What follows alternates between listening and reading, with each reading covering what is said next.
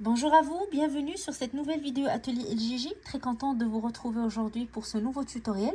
Alors comme vous l'avez vu sur la photo au début de la vidéo, aujourd'hui on va voir ensemble comment faire ce joli gilet au crochet.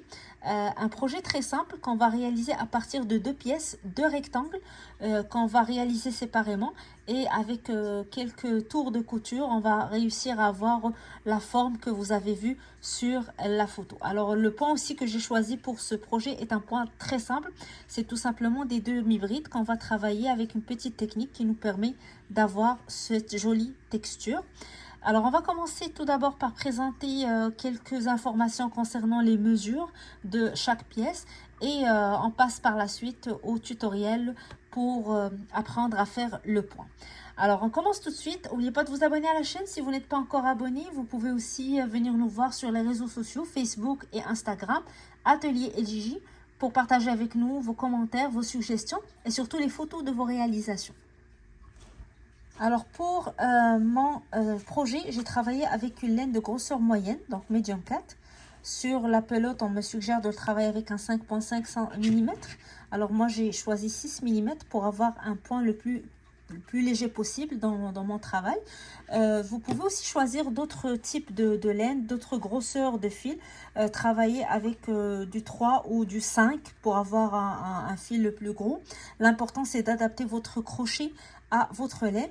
Et pour vous donner une idée, avec cette grosseur, donc medium 4 et le crochet 6, j'ai utilisé presque 400 grammes pour la totalité de mon projet. Donc il me reste, j'ai eu à la fin quelques restes de laine, mais pas beaucoup.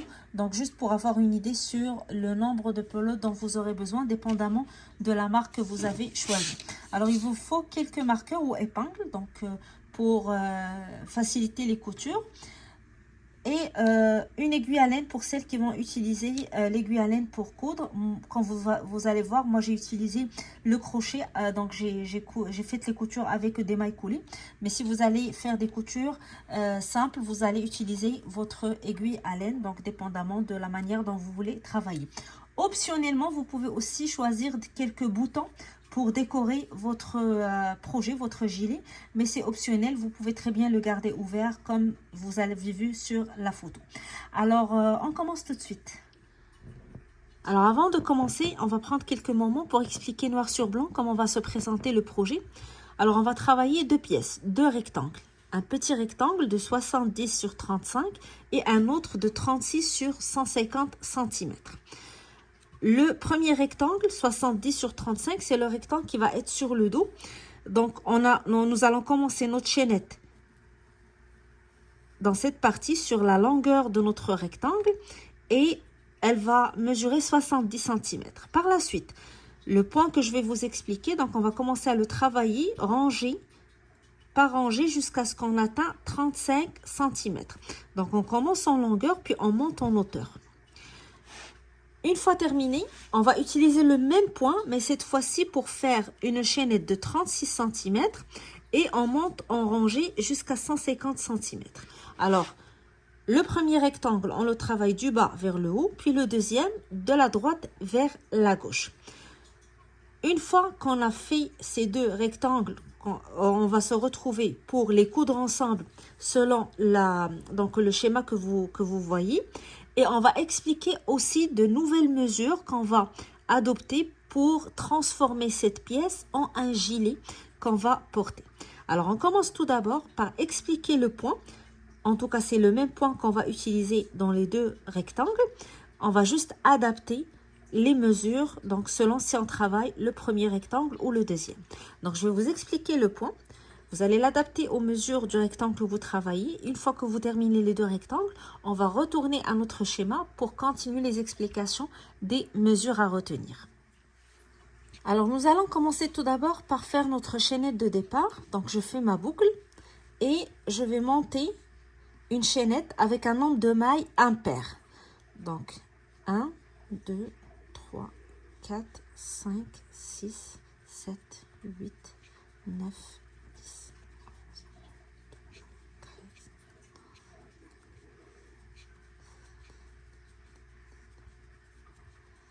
Alors moi, je vais retenir 21 mailles pour mon échantillon. Vous, bien sûr, vous allez continuer votre chaînette jusqu'à l'obtention du nombre de centimètres nécessaire, selon si vous travaillez le premier rectangle ou le deuxième. Donc, si vous êtes en train de travailler le premier rectangle, vous allez faire une chaînette de 70 centimètres. Si vous travaillez la deuxième pièce, vous allez faire une chaînette de 36 centimètres. Une fois votre chaînette terminée, vous allez commencer à travailler dans la deuxième maille à partir de votre crochet. Donc, la boucle sur le crochet, on ne la compte pas. On va compter la maille juste en bas ici. C'est la première maille. Dans la deuxième, on va faire une demi-bride. Donc, je fais un jeté. Je pique. Je tire. 3 boucles sur mon crochet. Jeté. Je passe à travers les 3 boucles. Même chose pour la maille suivante. La maille d'après. Et on va continuer tout au long de notre chaînette. Donc, on va avoir une demi-bride sur chaque maille. Donc, jeter, je pique, je tire, jeter, je passe à travers les 3 boucles. Alors, on termine notre première rangée de demi-bride et on se retrouve pour expliquer la rangée suivante. Alors maintenant, pour la deuxième rangée, donc après avoir terminé votre rangée de demi-bride, on va faire une maille en l'air, on tourne notre travail et on commence dès la première maille de la rangée précédente. Alors, on va continuer à travailler en demi-bride, sauf que la première demi-bride ici, donc je vais faire un jeté. Au lieu de piquer sous les 2 brins de la maille, je vais piquer uniquement sur le brin arrière. Donc, au lieu de prendre toute la bride ou toute la maille ici, les 2 brins de la maille sur le crochet, je vais piquer sous le brin derrière. Je tire et je fais ma demi-bride. Pour la bride suivante, je fais un jeté et cette fois, je vais piquer sous le brin avant. Donc, ce n'est pas sur le brin arrière, mais le brin avant, ici. Et je fais ma demi-bride. Puis la suivante sur le brin arrière. Et celle d'après sur le brin avant. Et là, vous avez compris qu'on va alterner entre le brin avant, le brin arrière, en travaillant cette rangée. Toujours en demi-bride, donc brin arrière, brin avant. Brin arrière et brin avant. Et on va continuer ainsi jusqu'à ce qu'on termine toute notre rangée. Alors voilà, je m'approche de la fin de ma rangée. Alors ici, je pique brin arrière et brin avant pour la dernière maille. Je fais une maille en l'air, je tourne et je fais la même chose, jeter. Je commence par le brin arrière, puis brin avant. Brin arrière, brin avant.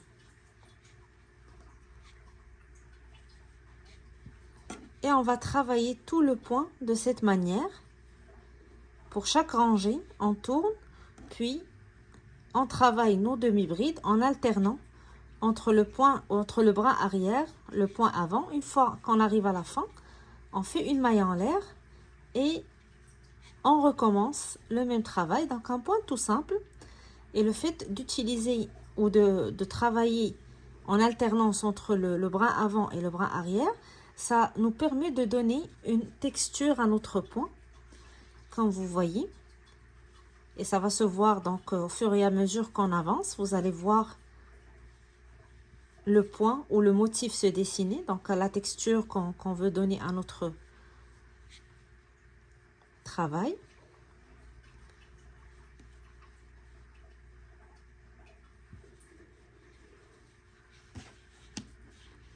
Une maille en l'air et je tourne. Et je recommence brin arrière, brin avant.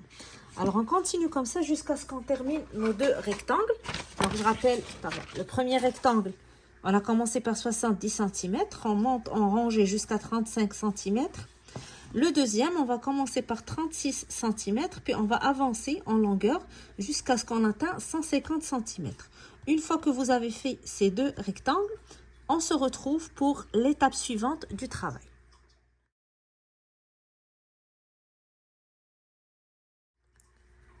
Alors, une fois que vous avez terminé vos 2 rectangles, avant de les coudre ensemble, on va prendre quelques mesures, surtout au niveau du grand rectangle, pour pouvoir bien coudre les deux rectangles ensemble et avoir les bonnes mesures.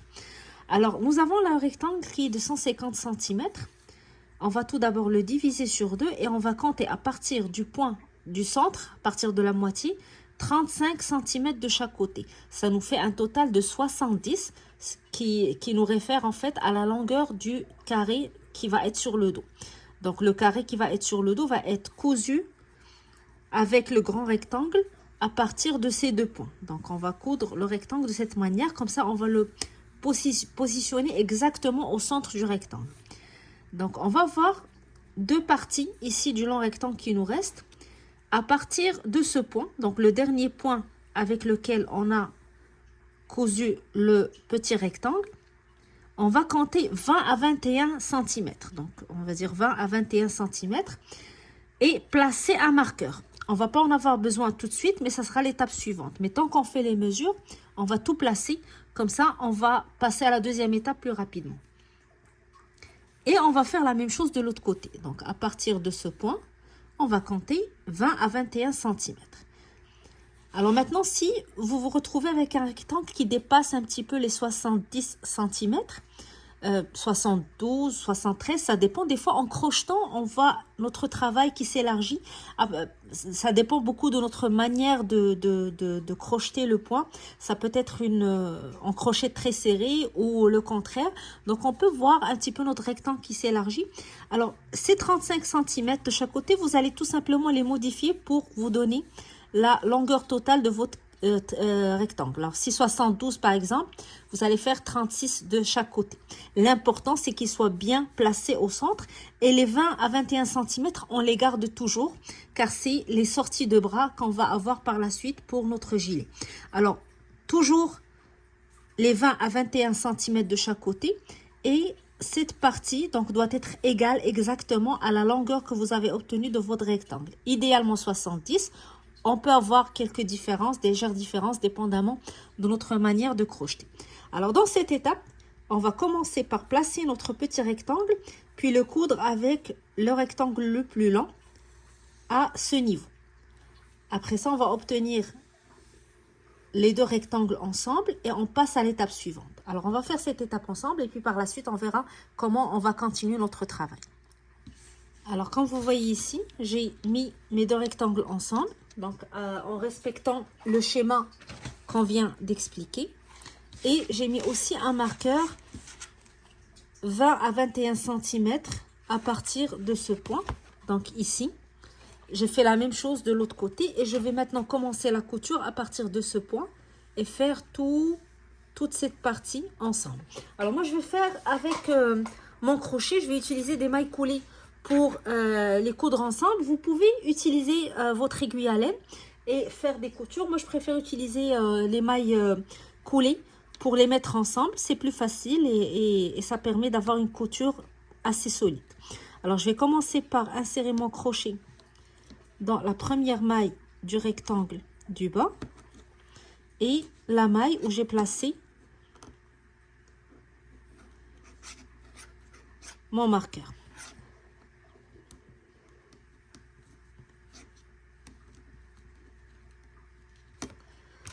Alors, vous voyez le point, on a la même texture sur le dos et sur le devant. Donc, peu importe la manière dont vous avez placé vos deux rectangles.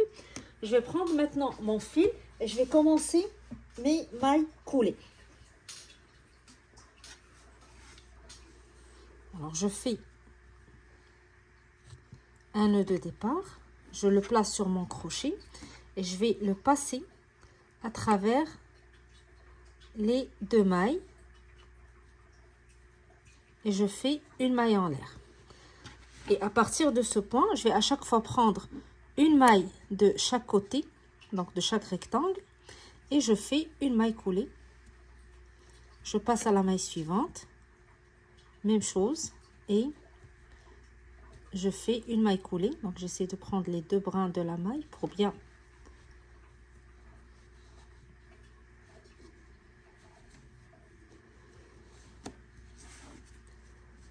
et je vais continuer ainsi jusqu'à ce que je termine toute la couture. Donc, je vais obtenir les deux rectangles collés ensemble. Une fois que je termine cette étape, on va se retrouver pour maintenant travailler la sortie des bras. Donc ici, sur les 20 et 21 cm qu'on avait laissé de côté, pour vous montrer donc comment continuer le travail. Ça va donner un rendu qui ressemble plus à un gilet à partir de ces deux rectangles, comme on va le voir. Alors, une fois que vous avez terminé la couture, les deux rectangles sont maintenant collés. On va venir à cette partie-là, donc de chaque côté, les 20 à 21 cm que vous avez laissés. Et on va placer ce point exactement sur le point ici, sur le petit rectangle. Donc, nous aurons les 20 ici cm et ici la même chose. Donc, 20 ou 21, dépendamment de ce que vous avez mesuré. Donc, ici, la même chose, 21 cm, 21 cm. Et je vais attacher ce point avec ce point-là, avec un marqueur. Et ça va être l'ouverture du bras. Et toute cette partie va être cousue avec le reste du rectangle. Comme ça, on va fermer le gilet et on va garder l'ouverture ici du bras. Et ça va être la même chose ici. Donc, on va joindre les deux points ici ensemble avec une épingle ou un marqueur. Et on va coudre cette partie avec cette partie-là pour fermer le gilet.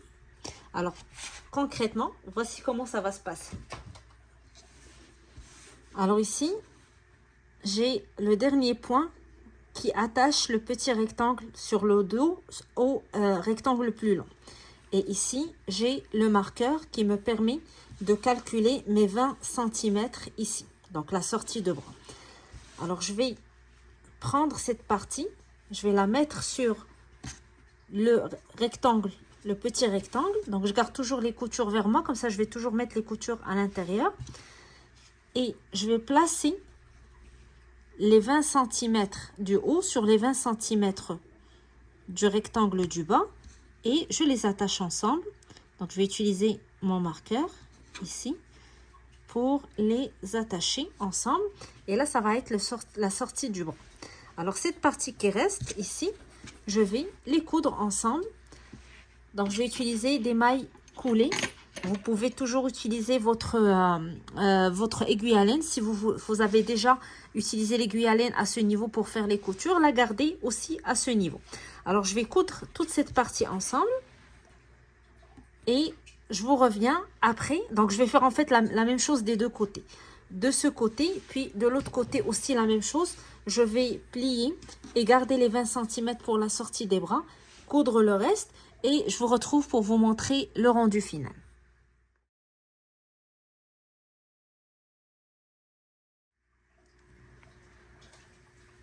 Alors voici, lorsque vous terminez donc les coutures au niveau des côtés, vous allez avoir les sorties de bras de chaque côté.